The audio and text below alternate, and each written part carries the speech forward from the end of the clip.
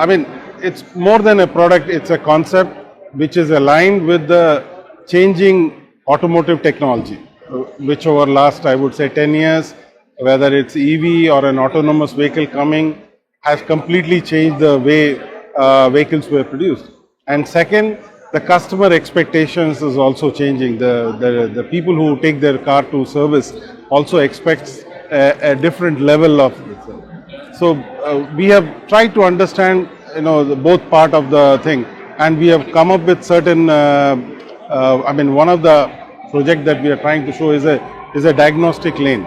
Now, today the customer would like to understand if his vehicle is serviced for a particular reason, there has to be a very transparent way that his tire is bad or his brakes are bad. He would like to have a scientific way. This is a very transparent way. So we have come out with a futuristic diagnostic lane where 7 applications or 7 service requirement, the machine itself can pick it up and in 7 seconds 7 minutes, give a report to the customer for him to choose what he would like to do. And he will, and these are very important things. We are talking about the tire depth gauge, we are talking about the dents in the car, we are talking the braking efficiency, we are talking about the headlight alignment. So it's all to do with the comfort that you would like the car to give you and also the safety of the car. So combined together, we feel this is a very good value proposition for our customer, so that a report is given and it avoids the argument to convince and to sell a service. It's a machine which is telling you. Another productive gain for this is once the customer agrees for certain services, as the vehicle goes inside, the operator knows what is wrong and how much he has to correct. He doesn't have to diagnose it again, which anyway you were spending time. So it adds productivity, it adds productivity, it has transparency, and more important, a database is available for customer to know what were wrong in my vehicle and for dealership to know that these vehicles are coming with certain defects. So that's one idea. Second change, as we all know, the EV adoption is increasing. Well, in India, while it is low, but then the majority of OEMs in the calendar or in the FY26 are going to launch their EV products. Now, majority of other equipments are common, but we are talking about a battery in place of an engine. So one of the requirement in short while is going to be how do you manage the battery?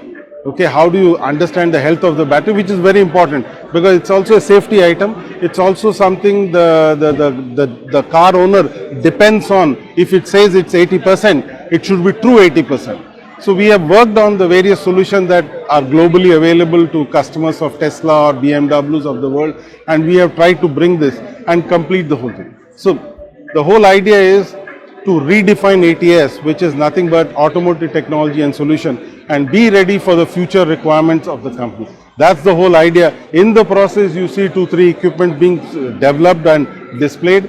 There are few more in about a year's time on the concept that we are displaying are in the final phase to be deployed to the customers.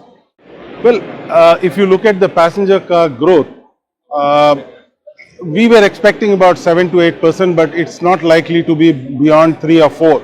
While the volumes are flat, but there are many changes within the volume.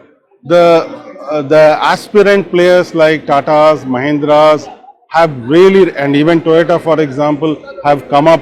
While the volume remained same, the volume for these OEMs as it increased, that called for increase in network to service those volumes. So those things have helped us. New requirement, especially for toolings for EV, that is keeping at least one bay in each workshop EV ready, is what is helping us.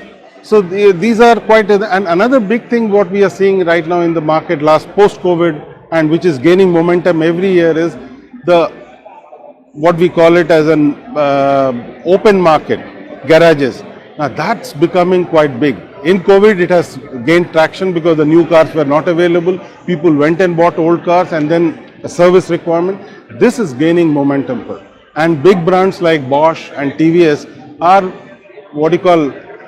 making this unorganized market into a very organized. You reach out to their platform. Each of them have got 500 and 1,000 workshop under them, and we are very well engaged with them. And what is happening is we are educating those people. they are good mechanics, very smart, very hardworking, but then they don't have tools. So through this platform, companies, we are engaging with those segments, trying to tell them the advantage of equipment, productivity, because the same customer who goes to an OEM garage, he expects the same service. Now, how do you do that, right? So that's a transition, as also we are part of it, and we are seeing a pretty good success out there. See, one thing in our service which we do in many markets, we don't see money as a problem. Even though he's an aftermarket guy, he is working in not in the organized space, money is not a problem. I think education, input, in telling him if this is the equipment, this will be your productivity, this will be your ROI.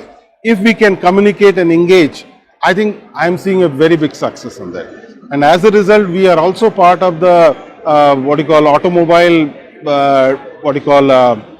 garages which are non-OEM based. They have a an organization which represents all such, and we ATS are constantly engaged with them whenever they have their annual meetings and all. We take a slot and we take one subject and we educate them that this is how it is, you should do. Not don't look at my equipment, but this is a service you provide to your customer. Your business becomes reliable to your customer and your ROIs are assured in few months' time.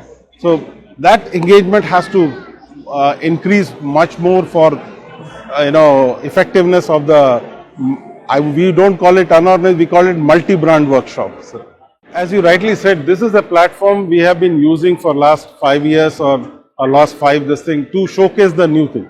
We are there in a set of equipment that are approved by OEM and that are used.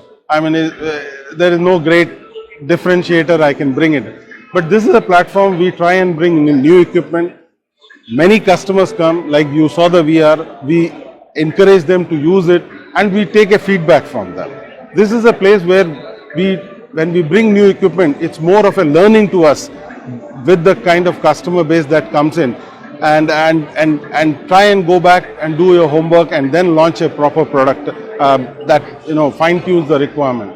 So this has been a very good show for us for very long time.